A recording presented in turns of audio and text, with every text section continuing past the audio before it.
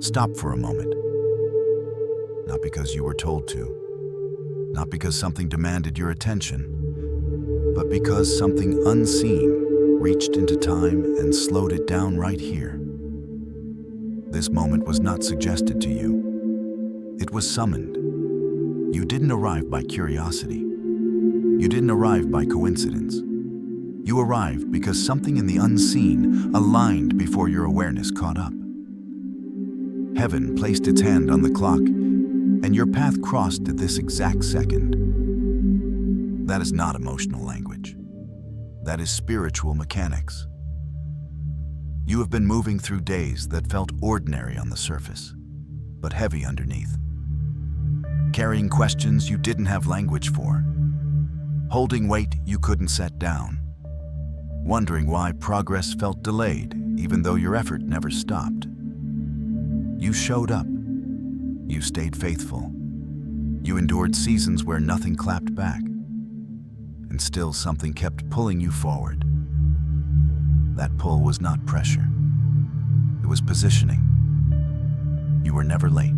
You were never overlooked. You were being aligned with a moment that required precision. There are doors that only open when the timing is exact. Open too early, and what's inside destroys you. Open too late, and you miss the transfer. So God does not rush doors. He prepares people. And what you called delay was the careful calibration of your life to a specific release. If this moment feels heavy, it's because it's carrying history. If it feels intense, it's because it's standing at the edge of a shift. You are not standing at a cliff. You are standing at a threshold. Behind you are years that shaped you in silence. Ahead of you is movement that will not need explanation. And right now, you are in between where awareness catches up to assignment. Heaven does not interrupt randomly. It interrupts intentionally. There are conversations happening about you that you never heard. There are alignments forming that your logic did not arrange. There are doors being loosened that will open without force when the moment arrives.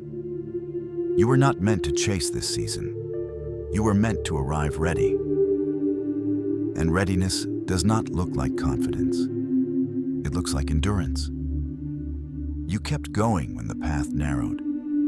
You kept believing when the feedback was silence. You kept your integrity when compromise would have been easier. That is not accidental character. That is forged capacity.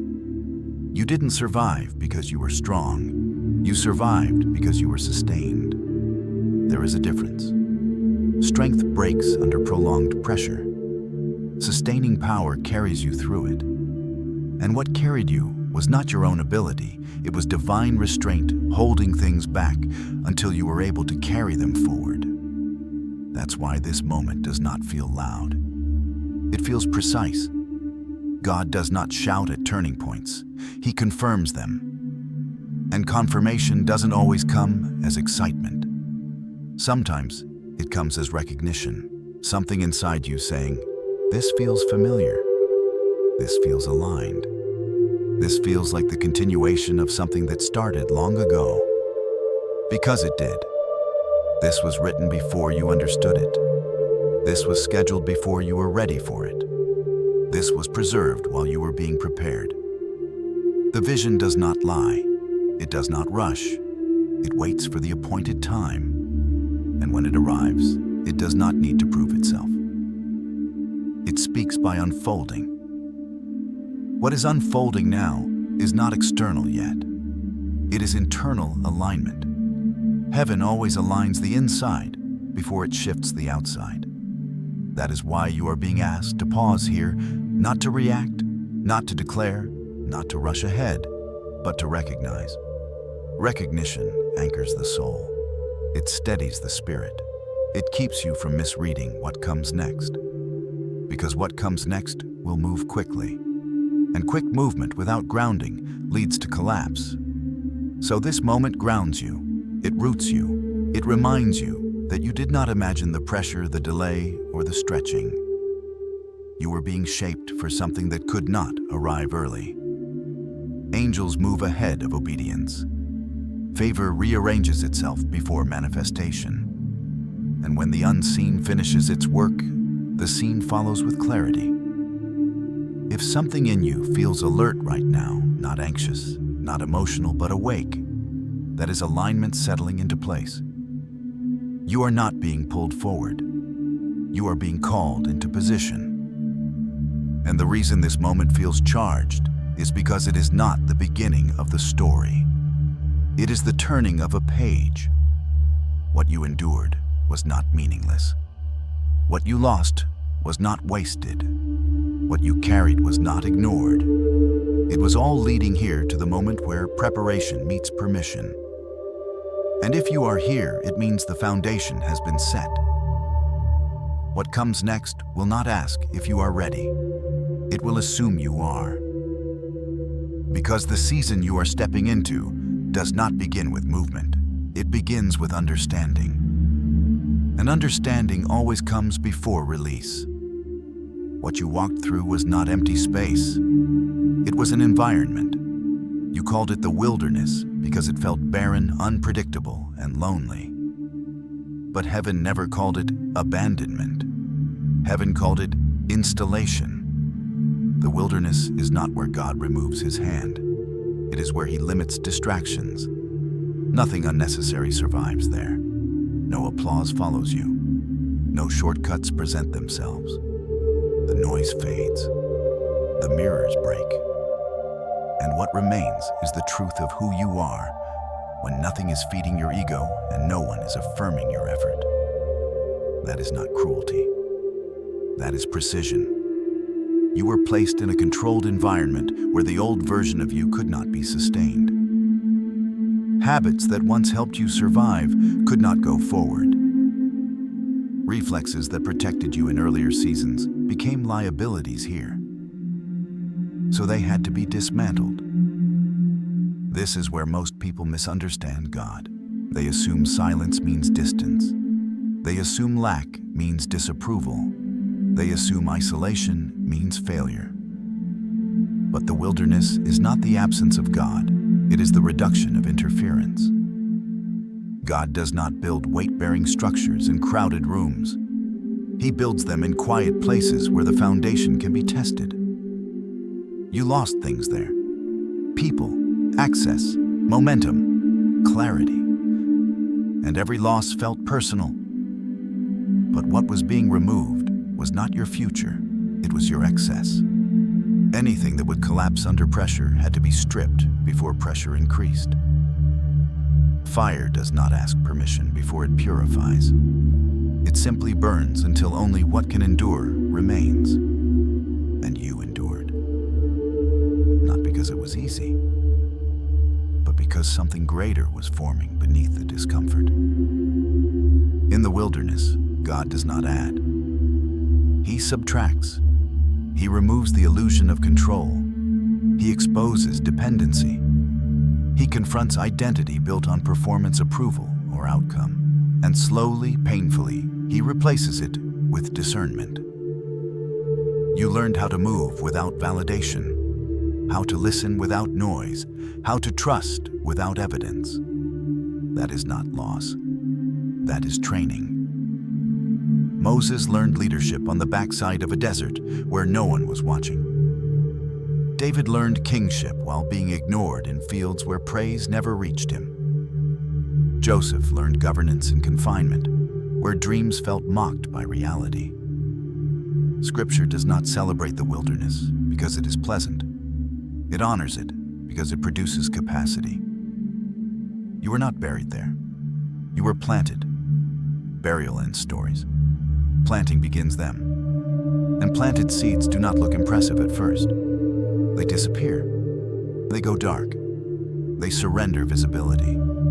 But underground, something irreversible begins. Roots spread. Structure forms. Strength develops without applause. That is what happened to you. You learned what to do when prayers weren't answered quickly. You learned how to stay honest when hope felt thin. You learned restraint when retaliation was justified. Those were not small lessons. Those were load-bearing virtues. The wilderness taught you how to carry silence without bitterness, how to release outcomes without resentment, how to stand without being seen and still remain whole. Those lessons were not for survival. They were for stewardship, because what is coming cannot be managed by urgency. It requires maturity. God does not release weight to untested vessels.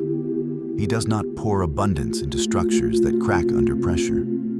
He does not accelerate people who still collapse when things slow down. That is why the wilderness lasted longer than you expected. Not because you were slow to learn, but because what you were being prepared to carry was heavy. And heavy things require reinforcement at levels most people never see.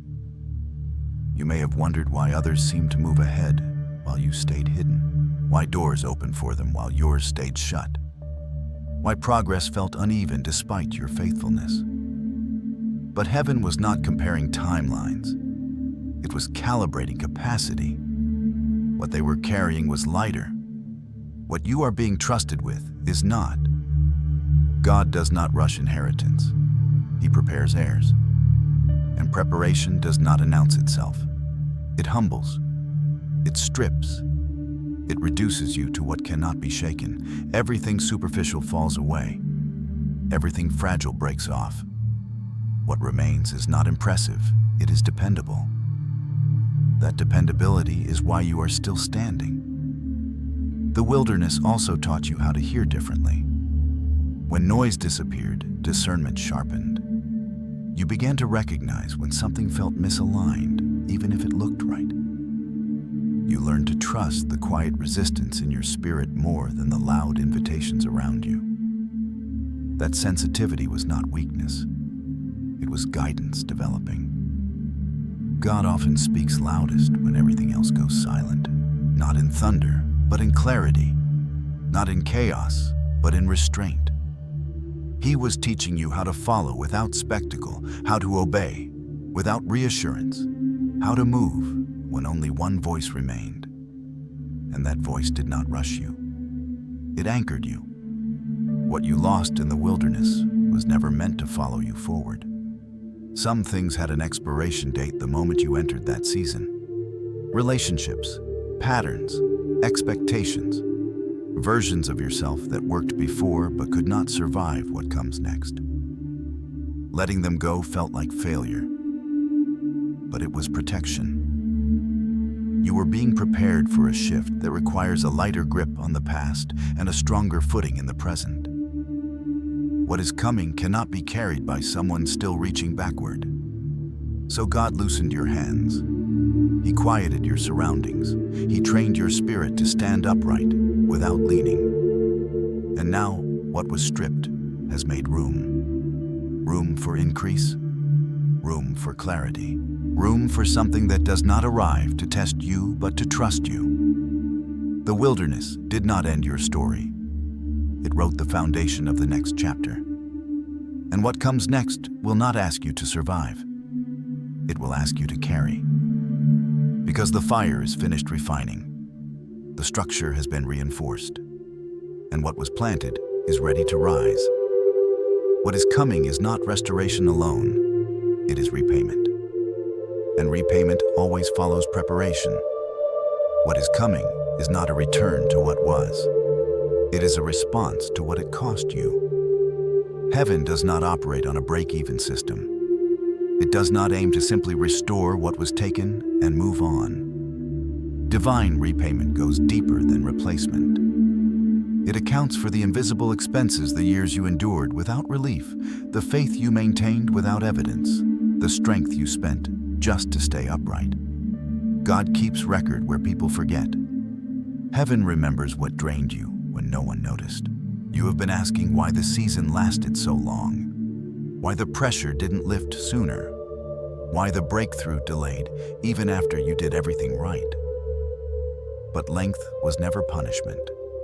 Length was calculation. Every day you endured added weight to the outcome. Every night you stayed faithful increased the measure of what was owed. Every moment you held on when letting go felt reasonable multiplied the return. This is not poetic language. This is divine economy. When God repays, He does not simply give back what was lost. He compensates for what the loss stole from you: your time, your peace, your confidence, your momentum. Heaven does not ignore collateral damage. It addresses it fully. That is why this next movement will feel disproportionate. It will not match what you lost. It will exceed it.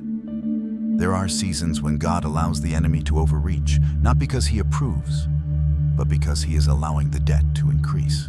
The deeper the theft, the greater the repayment. The longer the endurance, the heavier the return.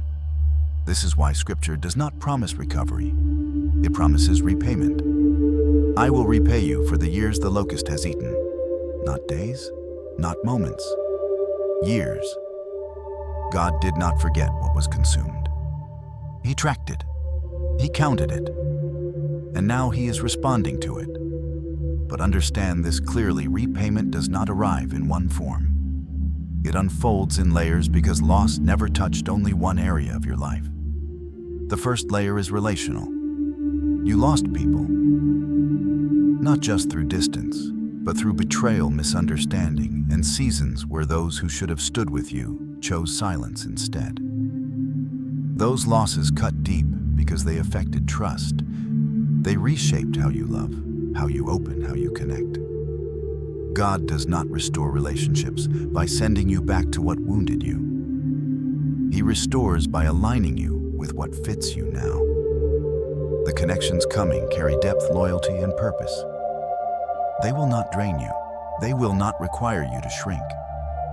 They will meet you at the level you were refined to stand. You are not returning to old circles. You are stepping into right alignment. The second layer is material.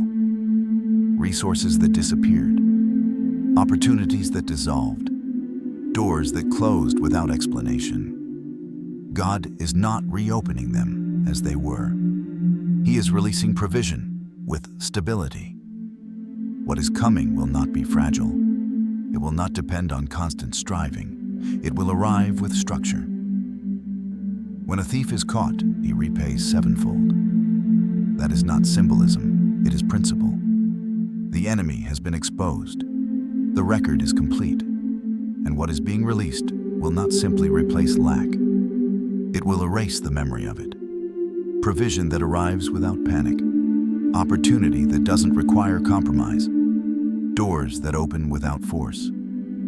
The third layer is the deepest. It is internal. The joy that dimmed.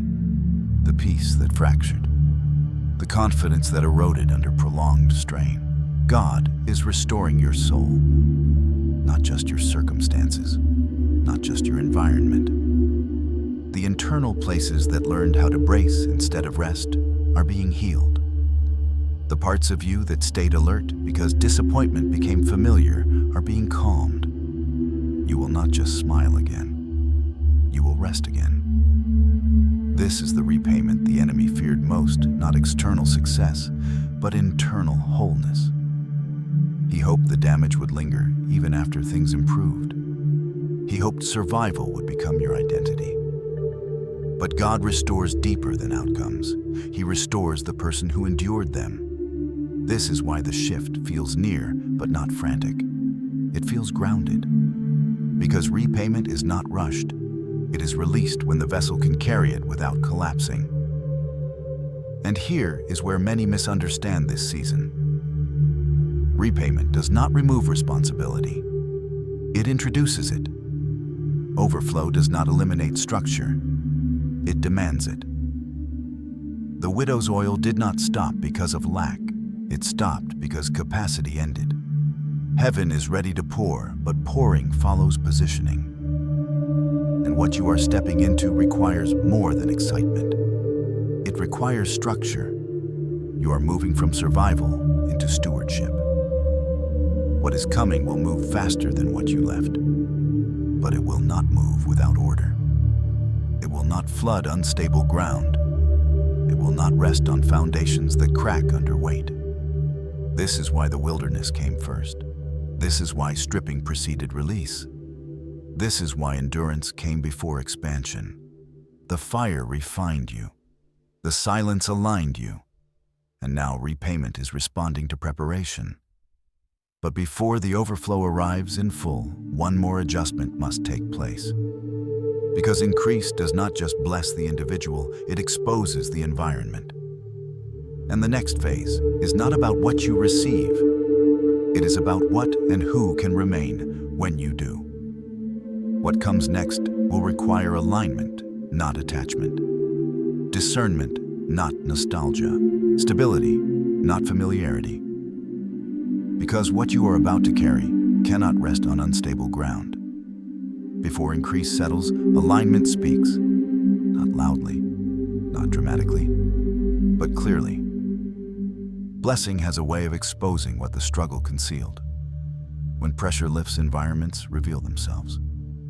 When favor approaches, relationships are tested not by conflict, but by capacity.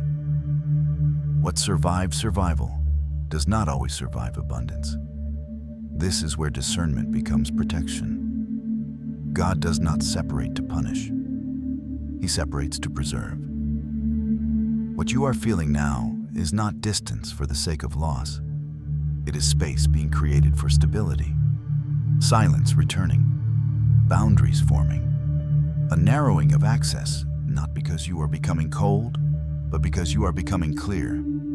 Some people cannot follow you into this next phase. Not because they are bad, not because they meant harm, but because what you are carrying now requires steadiness they do not possess. Oil is precious, but not every vessel can hold it without cracking. This is why separation often arrives quietly. No arguments, no explanations, just a gradual fading of alignment. And that can hurt more than conflict. Because there is no villain to blame, only an awareness that something once familiar no longer fits. But understand, this familiarity is not the same as covenant. History is not the same as destiny. And God will never allow attachment to override assignment. He prunes what cannot survive increase. He removes what would drain what he is about to release. This is not rejection, it is reassignment. Abraham had to leave before promise could take shape. Ruth had to lose before alignment could be revealed. Separation always precedes expansion when the calling is weighty. God does not widen territory without first strengthening borders. And borders are not walls. They are definitions. You are learning what deserves access, what requires distance, what belongs to the past without being dishonored by it. That learning is not accidental. It is guidance sharpening. God is training you to recognize alignment, not by emotion, but by fruit. Not by familiarity, but by peace. Not by loyalty to history, but by responsibility to what lies ahead. Some connections will resist this shift. They may question your change, interpret your boundaries as withdrawal, mistake your clarity for pride. But maturity does not argue its posture. It stands in it. You do not need to defend what God is defining. Separation is often God answering prayers you forgot you prayed. Prayers for peace, for focus, for clarity, for strength without constant interference. What you called loneliness was insulation. What you called loss was God clearing unstable ground. Because what is coming cannot rest on noise. The weight of what you are being trusted with requires quiet strength, stable rhythms, uncluttered vision, and that demands an environment that can support growth without competing with it. This is why nostalgia must loosen its grip. The past may have served you well, but it cannot steer you forward. Carrying yesterday into tomorrow only delays momentum. And God is not dragging you into the future. He is inviting you to walk unencumbered. Release is not betrayal. Distance is not dishonor. Letting go does not erase what was, it honors what it was, without asking it to become what it cannot be. You are not shrinking your circle to feel superior. You are refining your environment to remain stable. That stability is not rigid, it is rooted. Rooted things do not fear pruning. They understand it produces growth. They trust the process because they know the source. And you know the source now more than ever. You have learned to hear when something is misaligned, even if it looks promising. You have learned to pause when urgency tries to rush you. You have learned that not every open door is divine, and not every closed door is loss. That discernment did not come from ease. It came from endurance. This phase is not dramatic. It is decisive. God is aligning your surroundings to match your assignment, removing distractions that would fracture focus, creating space for what needs to land without resistance, ensuring that when increase arrives, it finds a structure capable of holding it. Because what is coming is not light, it is weight. And weight requires grounding. This is the final adjustment before release. Not because God is hesitant, but because precision matters. One misaligned foundation can distort the entire structure, and God does not build carelessly. So if you feel a narrowing, do not resist it. If you sense distance, do not chase it. If clarity is replacing familiarity, trust it. What remains after alignment will not drain you. What stays will support you. What follows will fit. And once the ground is stable, once the environment is prepared, once the structure is sound, what has been waiting will no longer hold back. Because the next phase is not about refining, it is about responsibility. And what you are about to carry will require every ounce of clarity this season has produced. What you are stepping into is not an escape. It is an entrustment. Elevation was never meant to remove you from responsibility. It was meant to introduce you to it. What heaven places in your hands now carries weight not to impress you, but to shape what flows through you. This is where many misunderstand favor. They expect it to arrive as relief, as ease, as freedom from pressure. But divine increase does not remove weight. It reallocates it. It shifts the burden from survival to stewardship. And stewardship requires maturity. You were not refined so you could rest in abundance. You were refined so you could remain steady within it. Wealth, influence, opportunity. These are not trophies. They are tools. Tools meant to build, to restore, to open paths that were never accessible before. Tools meant to answer prayers you may never hear and touch lives you may never meet. This is why the preparation was so thorough. This is why the fire lingered. This is why alignment mattered more than speed. God does not give weight to those who still need applause to move. He gives it to those who can carry responsibility in silence. Those who understand that visibility increases accountability, not importance. What you are being trusted with will test your discipline more than your desire. It will expose your boundaries more than your ambition. It will ask whether you can remain anchored when momentum builds and voices multiply. This is not about having more. It is about handling more. You are being trusted because you learned restraint when you could have demanded answers. You learned humility when recognition was delayed. You learned obedience when alternatives looked easier. Those were not small choices. They were measurements. Heaven measured your responses when no one was watching. It weighed your faithfulness when reward was not immediate. It observed how you handled little when much was still hidden. And you passed tests you didn't know were tests. Now the assignment expands. The space you are being asked to enlarge is not only external, it is internal. Your capacity to remain grounded, your ability to discern without suspicion, your willingness to build without comparison, your strength to lead without needing control. Enlarge the place of your tent, stretch the cords, strengthen the stakes. This is not poetic imagery, it is instruction. Expansion without reinforcement leads to collapse. God expands capacity before he expands territory. What you are about to step into will require clear values, steady rhythms, and unwavering integrity. Not perfection, but alignment. Not fearlessness, but courage anchored in trust. You are not rising for attention. You are rising for impact. The resources coming into your life are not meant to inflate you. They are meant to flow through you, to break cycles, to fund solutions, to create access where there was none, to plant seeds that outlive you.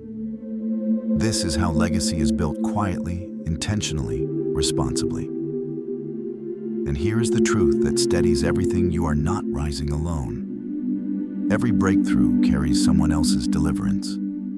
Every open door creates passage for others. Every blessing entrusted to you carries purpose beyond you. This is why the wilderness could not destroy you. This is why repayment did not overwhelm you. This is why alignment was non-negotiable. You were being prepared to carry fire without being consumed by it. So as this season unfolds, do not rush to prove anything. Do not announce what God is building. Do not explain what heaven is aligning. Let the fruit speak. Let the stability testify. Let the structure reveal the strength beneath it. What you have endured has qualified you. What you have learned has anchored you. What you have been entrusted with will not break you. It will build. Build lives. Build pathways. Build generations. And when you look back, you will not see a story of delay. You will see precision, because nothing you walked through was wasted. Nothing you carried was ignored. Nothing you became was accidental. What heaven trusted you with was measured, intentional, and exact. And you are ready not because you feel powerful, but because you are grounded. This is not the end of the process. It is the beginning of responsibility. And you will carry it well. If this resonated quietly with you, you may choose to type Amen simply as a personal acknowledgement, nothing more.